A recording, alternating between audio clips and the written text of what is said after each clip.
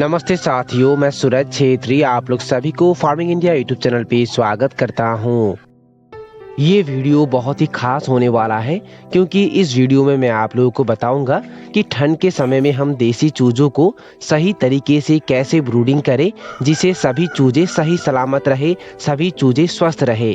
तो प्लीज़ साथियों आप लोग ये वीडियो पूरे लास्ट तक अच्छे से देखना। वीडियो में आगे बढ़ने से पहले मैं आप लोग सभी से एक छोटी सी रिक्वेस्ट करना चाहता हूं।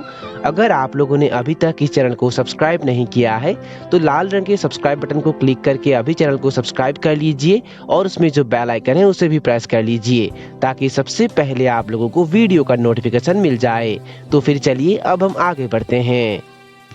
सबसे पहले अगर आप लोग हैचरी से चूजे लाते हैं तो चूजे लाने के साथ साथ उन्हें 1 घंटे तक नींबू पानी या गुड़ पानी पीने के लिए दीजिए और 1 घंटे बाद ही उन्हें प्री स्टार्टर फीड खाने के लिए देना।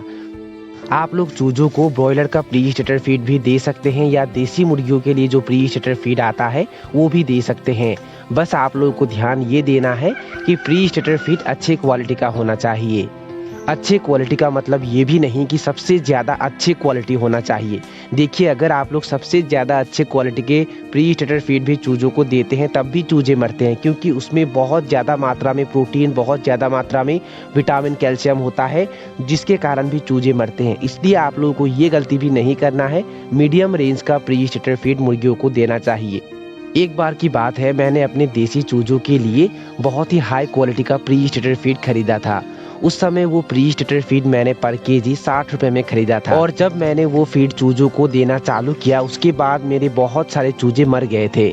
इसलिए आप लोगों को ये गलती नहीं करना है।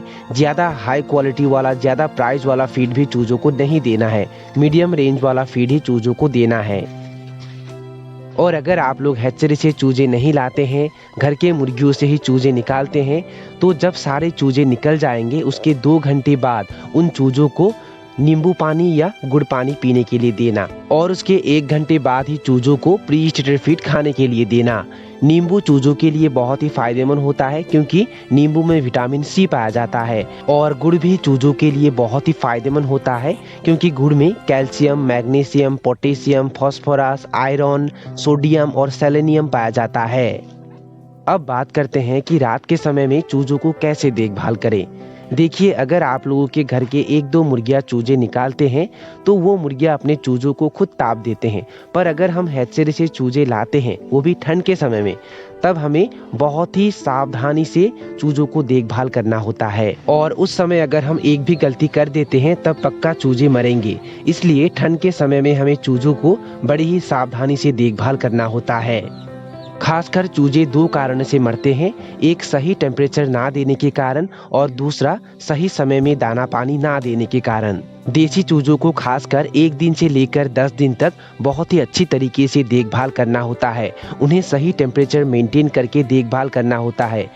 अगर हम इस समय उन्हें सही टेम्परेचर नहीं दे पाते हैं तब चूजे मर सकते हैं। पहले हफ्ते में चूजों को 35 या 37 डिग्री सेल्सियस में ब्रूडिंग करना चाहिए। ये टेम्परेचर मेंटेन करने के लिए आप लोग लाल रंग के बल्ब का भी इस्तेमाल कर सकते हैं और अगर आप लोग ज़्यादा मात्रा में मुर्गी पालते हैं तब आप लोग इलेक्ट्रिक ब्रूडर का इस्तेमाल कर सकते हैं, गैस ब्रूडर का इस्तेमाल कर सकते हैं या भट्टी का भी इस्तेमाल कर सकते हैं। मतलब आप लोग जो भी करिए, चूजों को सही टेम्परेचर मेंटेन करके ज़रूर देखभाल कीजिए। पहले हफ्ते में 35 या 37 डिग्री सेल्सियस में चूजों को ब्रूडिंग करना है और उसके बाद हर हफ्ते 1 या 2 डिग्री कम करते जाना है। अगर आप लोग लाल रंग के बल्ब लगाते हैं तो पहले हफ्ते में उसे ज़्यादा ऊपर नहीं लगाना चाहिए, उसे ज़मीन से कुछ इंच ऊपर ही रखना चाहिए। इस तरीके से टेम्परेचर नापने के लिए आप लोग टेम्परेचर मीटर खरीद सकते हैं, उसे ऑनलाइन भी खरीद सकते हैं या ऑफलाइन दुकान से भी खरीद सकते हैं। चूजों को टेम्परेचर देने के लिए आप लोग जो भी बल्ब का इस्तेमाल करेंगे उसमें ढक्कन का इस्तेमाल जरूर कीजिए। आप लोग देख सकते हैं हमने चूजों को टेम्परेचर देने के लिए जो भी बल्ब का इस्तेमाल किया है उसमें इस तरीके से ढक्कन का इस्तेमाल किया है। इस तरीके से ढक्कन इस्तेमाल करने का सबसे बड़ा फायदा ये है कि बल्ब से जो भी ताप उत्पन्न होता है वो कहीं दूसरे जगह नहीं जाता है, सीधे चूजे के ऊपर ही पड़ता है, जिससे चूजों को ठंड नहीं लगता है। बल्ब के ढक्कन आप लोग दुकान से भी खरीद सकते हैं, नहीं तो अगर आप लोग के पास खराब लिंकर पड़ा हुआ है तो उसे भी आप लोग बल्ब के ढक्कन बनाने के लिए इस्तेमाल कर सकते हैं। ये जो अभी आप लोग देख रहे हैं, इसे भी हमने खराब ड्रिंकर से ही बनाया है। बात करते हैं कि दूसरे नंबर दिन से चूजों को कैसे देखभाल करना है। दूसरे नंबर दिन से लगातार 3 दिन तक दिन में एक बार एंटीबायोटिक पानी में मिलाकर चूजों को देना है। 2 नंबर दिन से लगातार 3 दिन तक चूजों को एंटीबायोटिक इसलिए दिया जाता है क्योंकि जब भी हम हैचरी से चूजे लाते हैं तब हैचरी से ही कुछ बीजाणु चूजों में आ जाते हैं और वो बीजाणु वहीं खत्म हो जाए, वो बीजाणु बाकी मुर्गियों में ना फैले, उसके लिए हमें 2 नंबर दिन से लगातार 3 दिन तक चूजों को एंटीबायोटिक देना चाहिए। और उसके साथ साथ 2 नंबर दिन से लगातार 3 दिन तक चूजों को एंटीबायोटिक देने के और भी बहुत सारे कारण हैं। 2 नंबर दिन से अगर हम चूजों को एंटीबायोटिक देते हैं तो 4 नंबर दिन में उसका कोर्स कंप्लीट हो जाएगा और 5 नंबर दिन में चूजों को हमें कुछ भी मेडिसिन नहीं देना है और 6 से लेकर 7 नंबर दिन में चूजों को पहला वैक्सीन F1 देना है। F1 वैक्सीन को रानीखेत वैक्सीन भी कहा जाता है। अगर आप लोग चूजों को 6 नंबर दिन में F1 वैक्सीन देते हैं तो 7 नंबर दिन में भी चूजों को कुछ भी मेडिसिन नहीं देना है। 8 नंबर दिन से आप लोग चूजों को विमरल दे सकते हैं और उसके बाद 12 नंबर दिन में चूजों को दूसरा वैक्सीन दिया जाता है जिसे IVD वैक्सीन कहा जाता है। और ये वैक्सीन देने के एक दिन पहले भी चूजों को कुछ भी मेडिसिन नहीं देना चाहिए और वैक्सीन देने के एक दिन बाद भी उन्हें कुछ भी मेडिसिन नहीं देना चाहिए। ये IVD वैक्सीन चूजों को 12 से लेकर 14 नंबर दिन में चूजों के एक आंख में या पानी में मिलाकर भी उन्हें पीने के लिए ये वैक्सीन दिया जाता है। और उसके बाद चूजों को हफ्ते में 3 दिन भिमारेल देना है, हफ्ते में 3 दिन B कॉम्प्लेक्स विटामिन देना है और हफ्ते में 3 दिन कैल्शियम देना है। और उसके बाद 21 नंबर दिन में चूजों को तीसरा वैक्सीन दिया जाता है जिसे रानीखेत वैक्सीन भी कहा जाता है और F1 वैक्सीन भी कहा जाता है।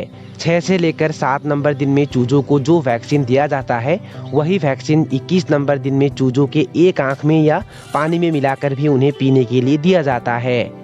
ये वैक्सीन देने के एक दिन पहले और एक दिन बाद भी चूजों को कुछ भी मेडिसिन नहीं देना है, सिर्फ प्लेन पानी पीने के लिए देना है।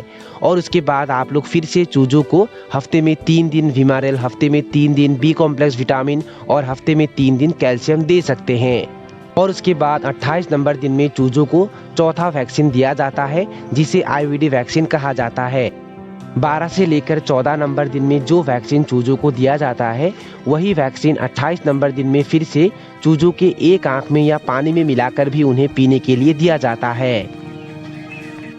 और ये वैक्सीन देने के एक दिन पहले और एक दिन बाद भी चूजों को कुछ भी मेडिसिन नहीं देना है, सिर्फ प्लेन पानी देना है। साथियों, इसी तरीके से ठंड के दिनों में 1 से लेकर 30 दिन तक चूजों को देखभाल करना होता है।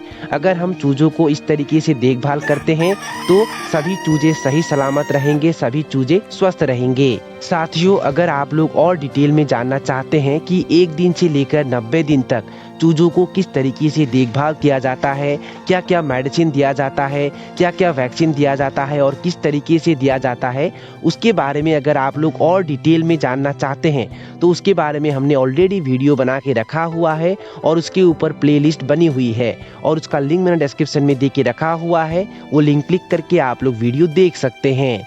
तो साथियों, यही थे कुछ जानकारी जो मैंने आप लोगों के साथ शेयर किया। और अगर आप लोगों को ये वीडियो पसंद आया तो प्लीज़ वीडियो को लाइक जरूर करना और दोस्तों के साथ और अपने परिवारों के साथ वीडियो को शेयर जरूर करना। तो साथियों, आज के लिए बाय बाय, मिलते हैं फिर एक जबरदस्त वीडियो के साथ।